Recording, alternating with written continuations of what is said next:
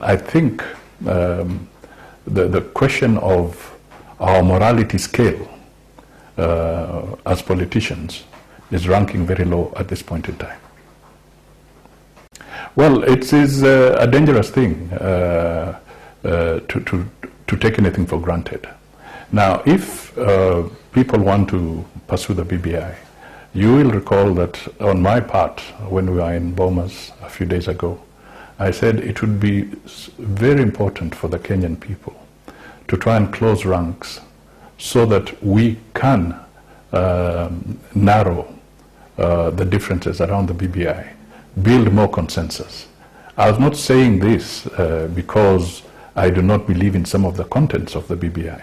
I was saying this because I think it would be in the interest of every Kenyan citizen that as much as we have the crisis of the COVID on our hands, if we build consensus so that we can minimize what you call high-octane political activity around the issues of the BBI and possible debates that will ensue around it, it will be very good for the Kenyan people. Because if we can all win by having a non-contested referendum where we have brought all our issues together, we will spend less and the lives of our people will be safer. If we were to win a war in terms of our public relations, I think we politicians are doing very badly at this point in time. Because more and more voices are questioning whether we have the finger on the pulse of the nation. You remember when we had a COVID conference at KICC, I did indicate that where are the fault lines in this fight against COVID? And it came out that politicians seem to be ranking very highly as one of the fault lines in the fight against COVID. Perhaps they may be the weakest link. Because what has been happening is that politicians have moved around going about their business as if everything is normal. There has been a postponement of the collection of signatures.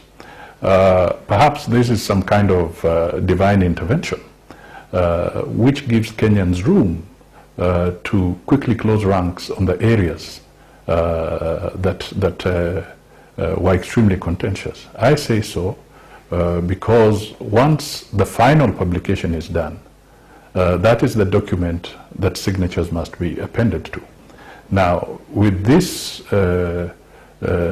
slight delay, if I may put it that way, that has been occasioned, then we could use that opportunity so that when the government printer is doing the final publication, the gaps will have been narrowed. And maybe the best measure here is that you will recall that in the referendum of 2010, or end of 2009, that is for the 2010 constitution, you remember the threshold was about 70% acceptance of the new constitution. So my wish is that we should, at the very worst, retain that 70% acceptance, but if we quickly work on the contentious issues, we can quickly have an acceptance of even maybe 80%. I think we have had some dialogue on this particular issue, a dialogue chaired by none other than His Excellency the President, and other party leaders were there, including the Right Honorable Raila Odinga. And if I were just to simply say that my understanding of the session we had is that there is some general acknowledgement that some areas need to be rectified. And that was the understanding that came out of the meeting we had. I will not disclose any other details. And it will be a matter of good faith to make sure that what we did agree, what came out of that conversation, is maintained so that trust can be enhanced. Because the issues we are seeing around this thing is people feeling that there's a breach of trust in what we should do to get together.